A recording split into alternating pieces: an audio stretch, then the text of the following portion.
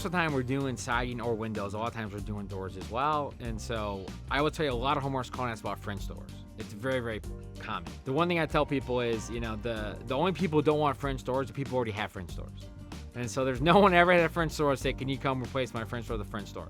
And it's because you have a dual operating door. And if you or your kids ever slam it, it's just so hard to kind of stay on track, right? And so most of the time, those people are looking to go with a glass sliding door. And so the sliding door, it's a little more functional. It's about 40 to 50% less expensive than a French door.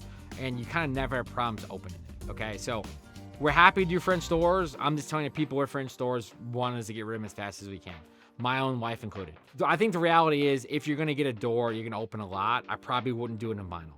Because no matter how good we are at installing it, most openings aren't square or plumb. Most of the time, you don't want me to change your flooring and all of your drywall and trim, which the only way to really make it square would be to mess with some of those things. So we make it square within the opening, but not necessarily the opening square. And you have a vinyl proc, which is going to move and expand and contract over time.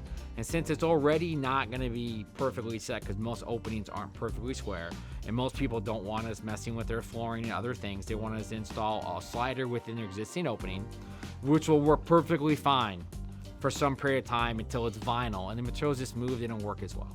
And so most of the time, I tell people, I think it makes sense to spend about an extra 800 to 1,200 hours and go up to fiberglass, which will expand significantly less. It'll be much more durable. You have greater color options.